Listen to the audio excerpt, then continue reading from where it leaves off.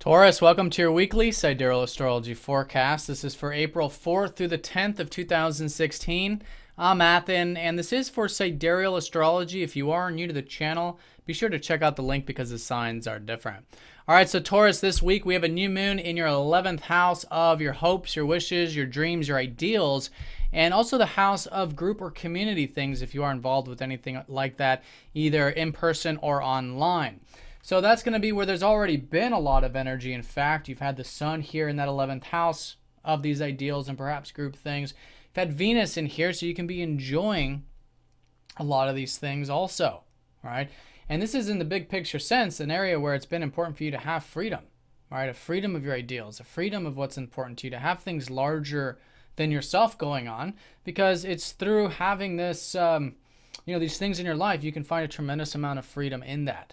Right, and cultivating that freedom. And that's a lot what this new moon looks like, with this new moon very close to a conjunction with Uranus. So let's go ahead and break this down. Now, this week is very much emphasizing this new moon, and almost strictly this new moon, because all the aspects forming this week are associated with it. As you can see here, the new moon is going to be trining up to Saturn, and we'll also be feeling that approaching it. By the way, the new moon's on Thursday. Okay, so on Thursday, the new moon approaching that, a trine from Saturn. Now, this is the disciplined, patient energy of Saturn in your 7th house, helping you be mature with relationships, or to do anything long-term with relationships, to have commitment, or to have a patient and persistent approach to that area. Now, a lot of this is reflective with Saturn retrograde, perhaps rehashing or redoing this part of your life or your perspectives here. There's a lot of motivation and drive, too, with Mars. Okay, so with this energy here in your 7th, it's very much supporting the 11th house. Okay, so it's through that grounded, patient approach, through wanting to relate with others, through forming new relationships, and also cultivating your existing ones. You've got a lot of support here with these new beginnings of your ideals. Now, the other side of it is that this new moon is going to be squaring up to Pluto. And this has been a Pluto in your 8th house, really helping you see the deep truth about life. And this has been over many years. Right, and this is helping you understand, restructure your view of life, restructure your view of intimacy, restructure your view of what really matters to you. And this square is suggesting that this could be quite intense for us. Okay, this could be a very deep changing time. We could change very deeply with this.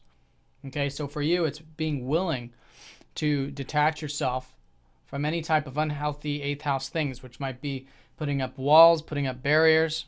Sometimes the case, pushing away the intimacy, pushing away the deeper connections. And that's not just with other, but that's primarily with self.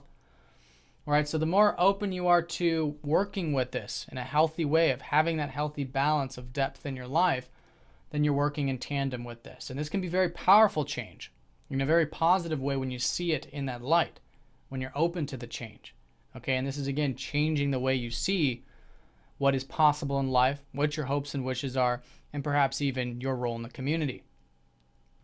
Now, this new moon is going to be conjoining up to Uranus as well, so it's very freeing in this regards. And again, this is emphasizing the fact that you can find freedom here through working towards and cultivating these hopes and wishes and community things. So some new things to reflect on. This is all about being your true self. Uranus has been showing you the immense importance of being your true self in the community. And it might be unorthodox. It might be very different, right? Which is Uranus. But still cultivating that nonetheless. And that is creating a lot of new changes, new beginnings, perhaps with your career for some of you, since Uranus does rule that 10th house of yours. Okay, some new beginnings with that.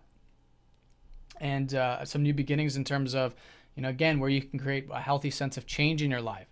So you can cultivate these things that are important to you. So that's going to be the new moon in a nutshell. And some good things to reflect on. And it's all in Pisces, so it's a very lowering of energy time. And that's really the case anyways when we have, things going on in your 11th house. It's a bit more about tranquility. It's a bit more about reflection, right? When it does come to the community things, or when it does come to your ideals, it's really about going with the flow, right? So it's a good time to go with the flow. It's a good time to go within to meditate for all of us in that sense. Now, there is a bit of fieriness going on with all of this. Mercury is going to be shifting into your 12th house of Aries here at the beginning of the week. So Tuesday, Wednesday, approaching that new moon on Thursday. you might be finding that, for all of us, we might get a bit active with the mind, but this is your activeness, I think, in terms of your spiritual life. Okay, maybe working on your spiritual development, working on your spiritual growth. Maybe information is coming through your dreams at this time. Okay, you could be conveying and maybe even working behind the scenes. You could, in fact, enjoy probably doing the daily routine behind the scenes with Mercury in this 12th. Communicating spirituality, perhaps. Thinking about things in a much more intuitive sense. So that's what always gives you that fiery kind of energy anyways, because of that Aries 12th house.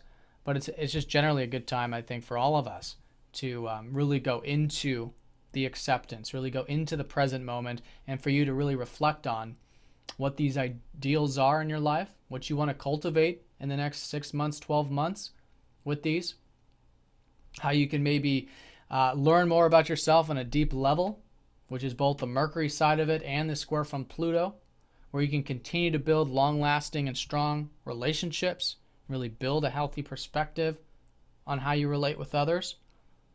And again, freedom, where you can cultivate new freedom in your life so you can be who you truly are in the community or with these ideals. All right, Taurus, I hope you guys have an excellent week. Thanks for watching. If you have any questions, please let me know, and I'll see you all next time.